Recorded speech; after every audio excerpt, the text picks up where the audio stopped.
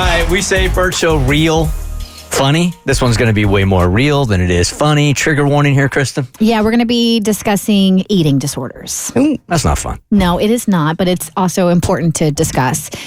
So we have Jessica Hutchinson of the Honest Women podcast joining us today to give some free therapy for Free Therapy Thursday. And Bert, what is Honest Women?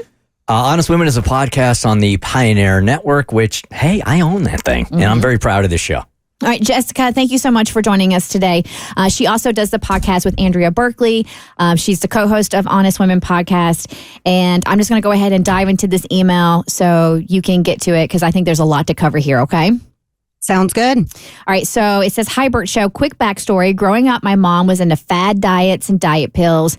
Name a diet, she tried it. I grew up with my mom struggling with her own self-worth, a big factor of where my previous eating disorders came from.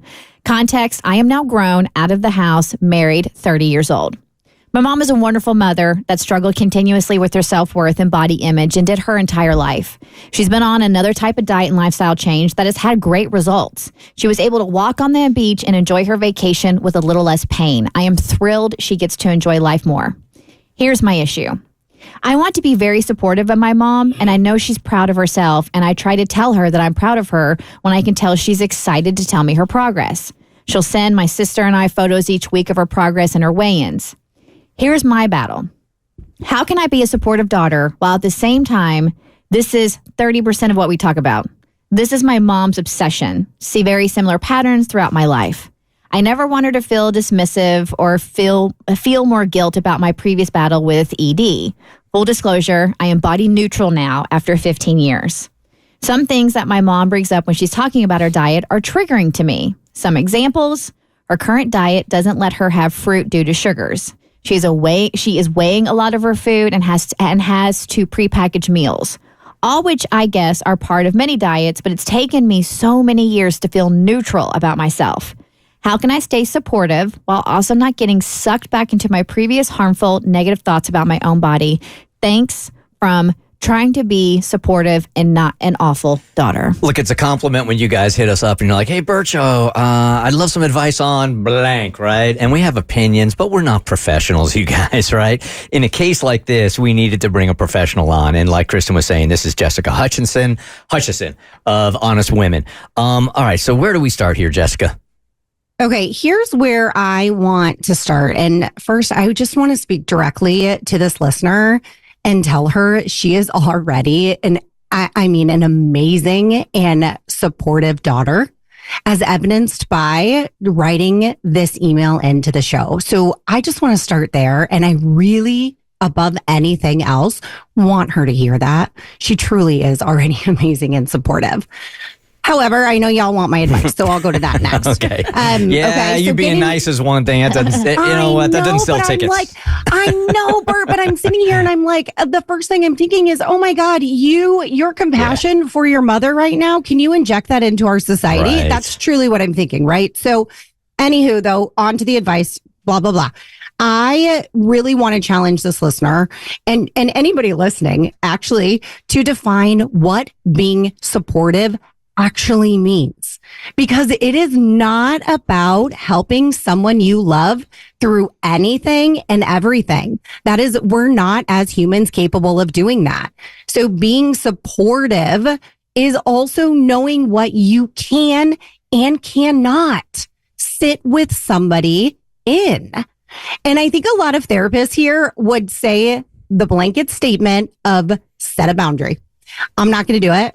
I actually am going to tell you that I am going to push against that whole boundary because I firmly believe that we often use boundaries in place of vulnerability. And boundaries do not always strengthen relationships, and they certainly don't protect us. In fact, they can often isolate us and block off true connection. So to this listener, I'm going to challenge you a little bit here to lean in to the vulnerability and have a really honest conversation with your mother. And the only reason I'm saying that is because of the context of this email. There's a lot of detail that tells me that she feels a sense of safety with her mom and they have a very, very close relationship. That's what it sounds like. So we think it's important for her to tell her mother what this conversation, how it's negatively impacting her. She can be supportive still without having all of the details. And strangely enough, I have like this exact same situation going on in my office right now. And so I'm giving this listener the same advice that I gave one of my clients who just had this conversation with her mother. And she said for the first time in her 26 years, she feels closer to her mother than she ever has before because her mom has a deeper understanding of her as a human being. Dang, you're pretty good at this therapy thing. Okay, you know. Cass?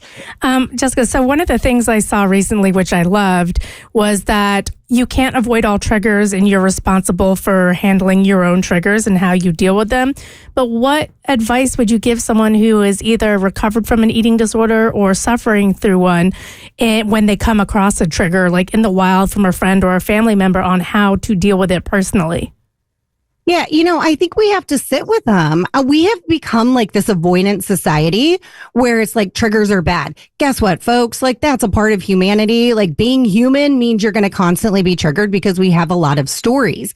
Now, knowing that, I think it's important to look at our narratives around it. So when we're talking about something about an eating disorder, my first thought is, what is the narrative? What does it mean about you, right? What's that story you're telling yourself? And if it's shame-based or it's really negative, that makes the trigger a lot bigger than it could be if we redefine the narrative around it. So I have an opinion about this on the parenting side. There is nothing more sobering to me than when my kid comes to me and says something I did affected him, right? So if she were to go to mom, if mom's a good parent, and sees the effect that it's having on the very thing that I find most precious in life, I think that it's going to get a way better outcome than she's anticipating. I completely agree. And I would tell you and tell this listener and anybody else, prepare for defense. Because as a mom myself, if my kid comes up to me and says something I did hurt them, every part of me wants to defend myself. And so prepare for it. But you can also lean into the defense and say, Mom, I'm not telling you you're a horrible mom. I'm simply trying to tell you a story to feel understood. I want you to know me better. There's not a mom out there that's not going to say, okay, I will listen to every single word my daughter says to me if it's from the standpoint of I want to feel more understood.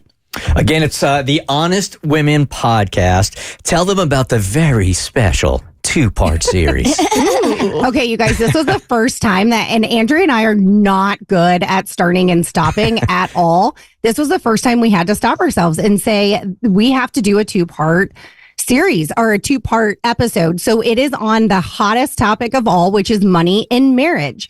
And so not only did we have so much to say, which we always do, but in the second episode, which just went out on Tuesday, you actually kind of see firsthand how taking these honest conversations into your home or into your marriages can be effective, because I actually took this conversation, woke my husband up at 6:00 in the morning and had an honest conversation. God bless the guy. But, and then talked about how that was like, I drank my own Kool-Aid essentially. And then on top of that, can I tell them what we launched today? Oh, sure. Okay, so then today we just launched our first, what we're calling Hot Take Thursday, where we are answering our own listeners' questions. And let me tell you guys, this is the most unedited and unfiltered version of us.